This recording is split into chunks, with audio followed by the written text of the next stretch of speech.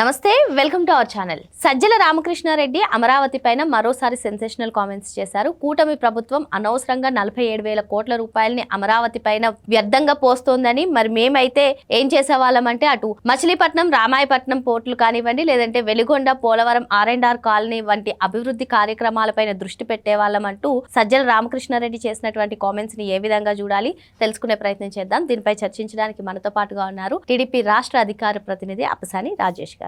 నమస్తే సార్. నమస్తే. జగన్మోహన్ రెడ్డి ఏదైతే ప్రెస్ మీట్ పెట్టి అమరావతి పైన, మావిగన్ పైన సెన్సేషనల్ కామెంట్స్ చేశారో, అది అయిపోయిన 2 రోజులకే మళ్ళీ సజ్జల రామకృష్ణారెడ్డి కూడా ప్రెస్ మీట్ పెట్టి మరోసారి అమరావతి పైన సెన్సేషనల్ కామెంట్స్ చేశారు సార్. కూటమి ప్రభుత్వం, మీ ప్రభుత్వం అనవసరంగా 47,000 కోట్ల రూపాయలని అమరావతి పైన పోస్తుందని, అసలు అక్కడ అభివృద్ధి జరగదని, అభివృద్ధి అంటే ఏంటంటే మేము ఈ ప్రాజెక్ట్స్ ఏదైతే వెలిగొండ, పోలవరం, R&R కాలనీలు ఉన్నాయో, లేదంటే మచిలీపట్నం, రామాయపట్నం పోర్టులు ఉన్నాయో, ఇటువంటివన్నీ కూడా అభివృద్ధి చేసి చూపించే వాళ్ళమని సజ్జల చేస్తున్నటువంటి కామెంట్స్ పైన మీ అభిప్రాయం ఏంటి? ఇప్పుడు వాస్తవంగా అంటే చదవేస్తే ఉన్నమతి పోయింది అని చెప్పని ఒక సామెత ఉంది. సజ్జల రామకృష్ణారెడ్డి అనే అతను సాక్షి పత్రికలో సీనియర్ జర్నలిస్ట్. వాస్తవంగా అతని ప్రస్థానం మొదలైంది ఈనాడులోనే జర్నలిస్ట్కి పాఠాలు నేర్చుకొని అక్కడ విలువలను అక్కడే తిలోదకాలు ఇచ్చి సాక్షిలో చేరి సాక్షిలో తన వాళ్ళ పాదాల దగ్గర తాకట్టు పెట్టుకొని ఇవాళ తన చదువు, తన అనుభవం, తన పరిజ్ఞానాన్ని కనీసం మాత్రం వినియోగించకుండా జగన్మోహన్ రెడ్డి పొలిటికల్ అజెండాలో భాగంగా జగన్మోహన్ రెడ్డి నంది అంటే నంది, పంది అంటే పంది, అంతకు మించి కనీస మాత్రపు విచక్షణ ప్రదర్శించని వ్యక్తిత్వం ఎవరిదైనా ఉంటే అది సజ్జల రామకృష్ణారెడ్డిది. అంటే ఇంత ఘాటైన పదజాలం నేను ఎందుకు వాడుతున్నాను అని అంటే, ఇప్పుడు అమరావతి నగర నిర్మాణం అక్కడ జరుగుతున్న ఖర్చు గురించి అతను ప్రస్తావిస్తున్నాడు. పైగా ఈ డబ్బు మేమైతే మచిలీపట్నం పోర్టు, రామాయపట్నం పోర్టులు పూర్తి చేయడానికి, వెలుగొండ, పోలవరం R&R ప్యాకేజీలు వాళ్ళకి చెల్లించడానికి, అలాగే హంద్రీనీవా ప్రాజెక్టు పూర్తి చేయడానికి వినియోగించేవాళ్ళం అని చెప్తున్నాడు. అసలు కాంట్రడిక్షన్ ఇక్కడే ఉంది. ఎందుకంటే అమరావతి నగర నిర్మాణం కోసం రాష్ట్ర ప్రభుత్వ కన్సాలిడేటెడ్ ఫండ్ నుంచి ₹1 ఖర్చు పెట్టడం లేదు. అంటే రాష్ట్రంలో ఉన్న 5 కోట్ల మంది ప్రజలు వాళ్ళు చెల్లించిన ట్యాక్స్ రెవెన్యూస్ నుంచి not even a single rupee Amaravati నగర నిర్మాణం కోసం ఖర్చు పెట్టడంలా. అతను ప్రస్తావించిన మిగిలిన అంశాలు అవన్నీ కన్సాలిడేటెడ్ ఫండ్ నుంచి ఖర్చు పెట్టి చేయాల్సిన పనులు. అందులో మచిలీపట్నం పోర్టు PPP మోడ్లో నిర్మాణం జరుగుతూ ఉంది. దానికి రాష్ట్ర ప్రభుత్వం నుంచి బడ్జెట్ కేటాయింపులు అవసరం లేదు. అలాగే రామాయపట్నం పోర్టు, ఇప్పుడు సజ్జల రామకృష్ణారెడ్డి ఏం చెప్తున్నాడు? హంద్రీనీవా గురించి మాట్లాడుతున్నాడు. మరి హంద్రీనీవా సుజల స్రవంతి ప్రాజెక్టు ఎన్డీఏ కూటమి ప్రభుత్వం 100 రోజుల్లో 3,500 కోట్ల రూపాయలు ఖర్చు పెట్టి కాలువ వెడల్పు పెంచడం ద్వారా కాలువ ప్రవాహాన్ని పెంచి ఇవాళ మల్యాల నుంచి కుప్పం, తమిళనాడు బోర్డర్లో ఉన్న కుప్పం నియోజకవర్గపు చెరువులకు కూడా ఆల్రెడీ నీళ్లు తీసుకెళ్ళగలిగారు కదా. కాబట్టి ఇవాళ అమరావతి నగర నిర్మాణం జరుగుతున్న హంద్రీనీవా యుద్ధ ప్రాతిపదిక మీద పూర్తవుతూ ఉంది. ఆ ఫలాలు ప్రజలకు అందుతూ ఉన్నాయి. హంద్రీనీవా అంటే ఇవాళ అమరావతి నగర నిర్మాణం జరుగుతున్న మచిలీపట్నం పోర్టు, రామాయపట్నం పోర్టులు యథావిధిగా కొనసాగుతూ ఉన్నాయి. అలాగే అతను పోలవరం R&R గురించి మాట్లాడుతున్నాడు. పోలవరం నేషనల్ ప్రాజెక్టు, దాని R&Rకి అసలు రాష్ట్ర ప్రభుత్వానికి ఏం సంబంధం? రాష్ట్ర ప్రభుత్వం R&Rకి ఎందుకు ఖర్చు పెట్టాలి? ఆంధ్రప్రదేశ్ రాష్ట్ర ప్రభుత్వం జస్ట్ ఎగ్జిక్యూటివ్ ఏజెన్సీ, అంతేగాని రాష్ట్ర ప్రభుత్వానికి ఆర్థిక భారం మోయాల్సిన నెస్టీ లేదు. ముందు ఆంధ్రప్రదేశ్ రాష్ట్ర ప్రభుత్వం ఖర్చు పెట్టినా కేంద్ర ప్రభుత్వం ప్రతి రూపాయి రీఎంబర్స్ చేస్తుంది. ఈ మాత్రపు అవగాహన లేకుండా ఇవాళ సజ్జల రామకృష్ణారెడ్డి చెప్పాడంటే అవగాహన లేని కోడిబుర్రలు అని చెప్పని ఆల్రెడీ స్పష్టం అవుతూ ఉంది కదా. ఎందుకంటే ఒకటి, రాష్ట్ర ప్రభుత్వ కన్సాలిడేటెడ్ ఫండ్ నుంచి అమరావతికి ఖర్చు పెట్టకుండా దాన్ని ప్రస్తావిస్తున్నాడు. అమరావతి మీద పెడుతున్న డబ్బులతో మేము కన్సాలిడేటెడ్ ఫండ్ నుంచి ఖర్చు పెట్టాల్సిన వాటి గురించి మాట్లాడుతున్నాడు.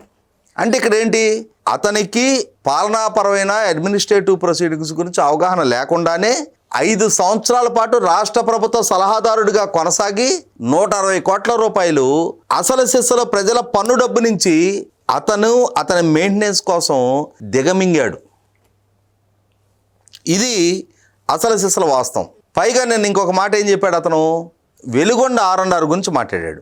జగన్మోహన్ రెడ్డి వెలిగొండ ప్రాజెక్ట్ జాతికి అంకితం చేశారు కదా సార్. మళ్ళీ అదే అంటున్నా, నువ్వు ఇవాళ ఈరోజు వెలుగొండ R&Rకి ఈ నిధులు వినియోగించాలి అని మాట్లాడుతున్నావు అని అంటే, మరి 2024 మార్చి 6వ తారీఖు రోజునే మీ జగన్మోహన్ రెడ్డి వెలుగొండ ప్రాజెక్టుని జాతికి అంకితం చేశాను అని చెప్పని మార్చి 18 కోడ్ ఆఫ్ కండక్ట్ అమల్లోకి రాబోతా ఉంది. ఆ రాబోతున్న 12 రోజుల ముందు ఒక సభ ఏర్పాటు చేసి ప్రకాశం జిల్లా ప్రజలను వంచిన మోసగాడు జగన్మోహన్ రెడ్డి అని చెప్పని ఇవాళ ప్రాజెక్టు ఇన్కంప్లీటెడ్గా ఉండగానే R&R పూర్తి కాకుండానే, టన్నెల్ వర్క్ పూర్తి కాకుండానే, లైనింగ్ ప్రక్రియ పూర్తి కాకుండానే, హెడ్ వర్క్స్ పూర్తి కాకుండానే మరి ఇన్ని మోసాలకి జగన్మోహన్ రెడ్డి పాల్పడ్డాడు అని చెప్పని సజ్జల రామకృష్ణారెడ్డి ఎండార్ చేశాడు కదా. అంటే జగన్మోహన్ రెడ్డి నోరు తెరిస్తే మాట్లాడేది అబద్ధాలు, చేసేది మోసం అని చెప్పని సజ్జల రామకృష్ణారెడ్డి ఇప్పుడు అడ్మిట్ అయ్యాడు కదా. కాబట్టి ఇక్కడ మీరు గమనించుకోండి, సజ్జల రామకృష్ణారెడ్డిని ప్రభుత్వ సలహాదారుడిగా, ఇవాళ పార్టీ ప్రధాన కార్యదర్శిగా, ఇవాళ ఆ పార్టీలో ఒక రకంగా మాట్లాడుకుంటే నాడు ప్రభుత్వం మీద, ఇవాళ పార్టీ మీద జగన్మోహన్ రెడ్డి కన్నా ఎక్కువగా పెత్తనం చేసే వ్యక్తిగా సజ్జల రామకృష్ణారెడ్డిని జగన్మోహన్ రెడ్డి చూసుకుంటా ఉన్నాడు. కానీ ఈ సజ్జల రామకృష్ణారెడ్డి ఏం చేస్తున్నాడు? అయ్యా, జగన్మోహన్ రెడ్డికి ఏమీ విషయ పరిజ్ఞానం లేదు, అతను నోరు తెరిస్తే అబద్ధాలు మాట్లాడతాడు, అతను ప్రజలను మోసం చేసే స్టేట్మెంట్లు ఇస్తాడు అని చెప్పని ఆ రోజుల్లో 2019 ఎన్నికలకు ముందు ప్రభుత్వోద్యోగులకి సిపిఎస్ రద్దు చేస్తా అని చెప్పని జగన్మోహన్ రెడ్డి ఒక స్టేట్మెంట్ ఇస్తే, తర్వాత రోజుల్లో సజ్జల రామకృష్ణారెడ్డి ఏమన్నాడు?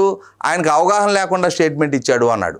అంటే జగన్మోహన్ రెడ్డి ఒక కొండెర్రి బాగులాడు, అతనికి ఎటువంటి అవగాహన లేదు, ఎవరో స్క్రిప్ట్ రాసిస్తే ఆ స్క్రిప్ట్ చదువుతాడు, అంతే తప్ప అతనికి పాలనాపరమైన విషయ పరిజ్ఞానం లేదు అని చెప్పని ఎవరు చెప్తున్నాడు? మీరు నేను చెప్పట్లా, సజ్జల రామకృష్ణారెడ్డి గతంలో ప్రెస్ మీట్లో చెప్పాడు.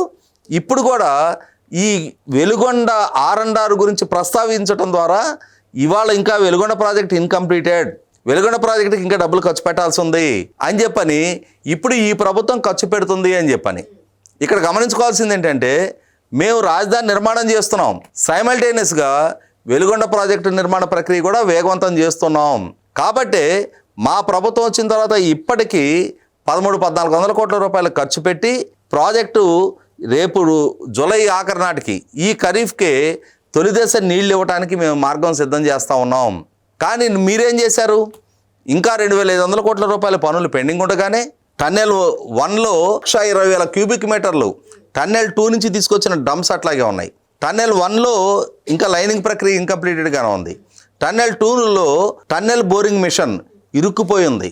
దాన్ని తొలగించకుండానే, లైనింగ్ ప్రక్రియ పూర్తి చేయకుండానే, మీరు R&R ప్యాకేజ్ అమలు చేయకుండానే, మీరు హెడ్ వర్క్స్ ఇన్కంప్లీటెడ్గా ఉండగానే, డైవర్షన్ ఛానల్ పనులు పూర్తి కాకుండానే మీరు ప్రాజెక్టు జాతికి అంకితం చేసేసిన మోసగాడు జగన్ రెడ్డి అని ఇవాళ అంటే రాష్ట్రానికి సజ్జల రామకృష్ణారెడ్డి పరిచయం చేశాడు. కాబట్టి ఇక్కడ అటువంటి మోసగాడి కింద వీళ్ళందరూ ఆత్మహత్యం చేసుకొని బతుక్కుంటా, వీళ్ళని వీళ్ళు మోసం చేసుకుంటా రాష్ట్రాన్ని మోసం చేస్తున్న ఈ సజ్జల రామకృష్ణారెడ్డి అయినా, లేదు నాడు విజయసాయిరెడ్డి అయినా, ఇవాళ జగన్మోహన్ రెడ్డినైనా సరే ప్రజలు తిరస్కరించి మేము తప్పు చేయలేదని చెప్పని ఇవాళ సజ్జల రామకృష్ణారెడ్డి ఈ స్టేట్మెంట్ ద్వారా నిర్ధారణ చేశాడు.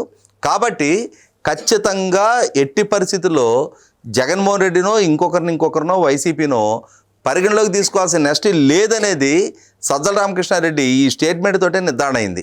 ఎందుకంటే ఇవాళ కేంద్ర ప్రభుత్వం ద్వారా బడ్జెట్లో ప్రతిపాదించబడ్డ 15,000 కోట్ల రూపాయలు, అలాగే సెల్ఫ్ ఫైనాన్స్ సిటీగా, సెల్ఫ్ సస్టైన్ సిటీగా ఎమర్జ్ అవుతున్న అమరావతి మీద ఖర్చు పెట్టబడే ప్రతి రూపాయిని రేపటి రోజున అమరావతియే తీర్చుకుంటుంది అని చెప్పని ఇవాళ రాష్ట్ర ప్రభుత్వం పదే చెప్తున్నా కూడా అమరావతి పట్ల దుగ్ధతో, అసంబద్ధమైన అవగాహన రాహిత్యపు ప్రతిపాదనలతో ఇప్పటికే నవ్వులు పాలైన సజ్జల రామకృష్ణారెడ్డి. పైగా అతను నిన్న ఇచ్చిన స్టేట్మెంట్లో ఇంకొక విషయంలో కూడా జగన్మోహన్ రెడ్డిని ప్రజల ముందు ఎర్రాణి చేశాడు.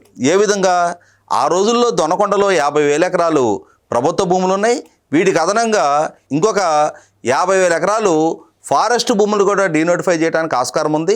అక్కడ ఈ భూములు అభివృద్ధి చేయడం ద్వారా, ఆ అభివృద్ధి చెందిన భూముల్ని ఆక్షన్ వేయడం ద్వారా ఈ రాజధాని నిర్మాణం పూర్తి చేయడానికి ఆస్కారం ఉంటుంది అని చెప్పని జగన్మోహన్ రెడ్డి కాన్సెప్ట్లే చేశాడు అని చెప్పని. అంటే ఇవాళ అమరావతి సెల్ఫ్ సస్టైన్ సిటీ అని చెప్పని చెప్తున్న కాన్సెప్ట్ అదే కదా.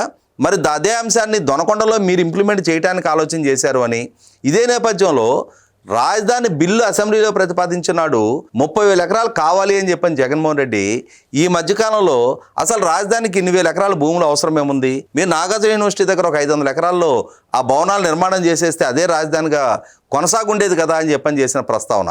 అంటే ఈ ప్రభుత్వం అయితే 500 ఎకరాల్లో రాజధానిని ముగించాలి, కానీ తనకు గనక అధికారం అవకాశం దక్కితే తాను మాత్రం దొనకొండ దగ్గర 1,00,000 ఎకరాల్లో రాజధాని నిర్మాణం చేయాలి అని చెప్పని అనుకున్నాడు అని చెప్పని ఇవాళ సజ్జల రామకృష్ణారెడ్డి చెప్పడం ద్వారా జగన్మోహన్ రెడ్డి డబుల్ స్టాండర్డ్నెస్ని, డబుల్ స్టాండర్డ్ డైలాగుల్ని, డబుల్ స్టాండర్డ్ స్టేట్మెంట్లని ఇవాళ సజ్జల రామకృష్ణారెడ్డి ఎక్స్పోజ్ చేస్తున్నాడు కదా.